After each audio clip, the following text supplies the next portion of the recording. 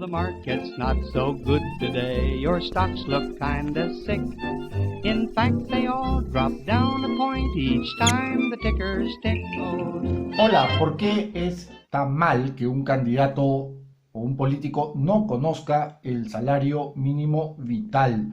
A ver, para responder esta pregunta, pues habría que someter a cuestionamiento qué cosa es ser ignorante respecto a un determinado tema. Definitivamente hay ciertas dimensiones al interior de la ignorancia que no están mal. No es malo ser ignorante en determinados temas. Sobre todo no es malo reconocerlo, ¿verdad? No está mal reconocer la ignorancia, sobre todo en tópicos que escapan a tu campo de estudio. Lo que sí está mal, ¿no es cierto?, es que al haber tenido todas las herramientas para poder acceder a información, herramientas educativas, culturales, etcétera, sigas en la completa ignorancia, porque eso ya es soberbia. Además, al no conocer de indicadores económicos básicos o sociales, o indicadores sociales elementales, o sanitarios, o educativos, no sé, indicadores culturales esenciales, evidente, lo que está provocando, ¿no es cierto?, es que generes en tu imagen un entorno de soberbia brutal, ¿no es cierto? Y es una soberbia que es obscena, ¿no es cierto?, que es grosera, es hasta indecente, porque encima el candidato que no conoce ciertos datos miente dándole la vuelta al tema, demorándose en contestar, meciendo como un alumno en un examen oral, ¿no es cierto?, que no sabe qué responder y llena de palabrería el tema, ¿no es cierto?, ante la pregunta del profesor. Lo otro, Luis Bedoya Reyes decía que a los técnicos se les alquila, y este pata lo decía en la década del 70, entonces es increíble que hoy en día, siglo XXI, haya políticos que no hayan entendido esta frase, ¿no es cierto? Y es que es verdad, hay asesores y asesoras que pueden ustedes convocar al momento de no conocer ciertos o determinados datos.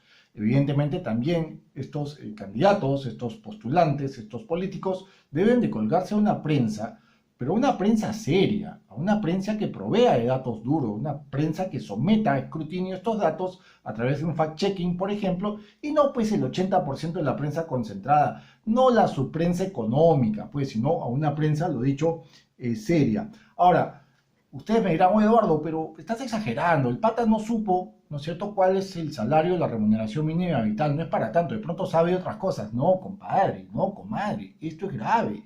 Y les voy a decir por qué. Porque no conocer datos, ¿verdad?, no tener datos a la mano, ¿no?, puede decantar en una mentira. ¿Por qué? Porque la mentira del político es muy distinta a la mentira común y corriente de la gente normal. La mentira del político es muy enrevesada. La mentira del político está colgada a un lenguaje, no solamente verbal, sino un lenguaje corporal, ¿no es cierto?, muy distinto, y es muy tóxico. ¿Por qué? Porque ese lenguaje, ¿no es cierto?, a propósito de esta mentira, que nació en no conocer un dato, puede llevarte a dimensiones demagógicas, puede llevarte a dimensiones o características o detalles incluso populistas o politiqueros, ¿verdad? Entonces es muy grave.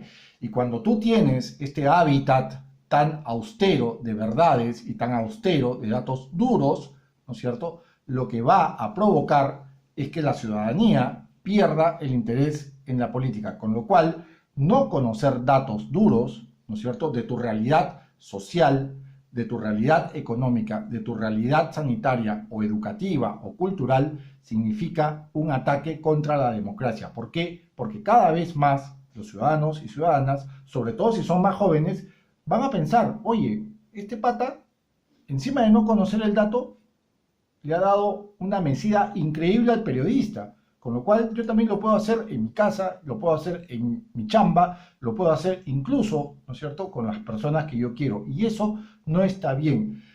¿Qué hacer ante esta situación? ¿Qué hacer con políticos y con políticas de esta clase o de este tipo? Bueno, lo primero es repensar la ética, la moral, la filosofía política, no solamente desde el pregrado, sino desde el posgrado, y también, como no, desde las escuelas de negocios, en fin, una serie de dimensiones que las podemos generar no solamente desde la academia, sino también desde la vida pública, ¿no es cierto? Continuar con reformas políticas, judiciales y de gestión pública también van a ser claves para desmantelar estas malas prácticas. Y a propósito de estas malas prácticas que se traducen en papelones vergonzosos, indecorosos e irresponsables, como los que hemos visto hace unos días o esta semana. Aquí un dato.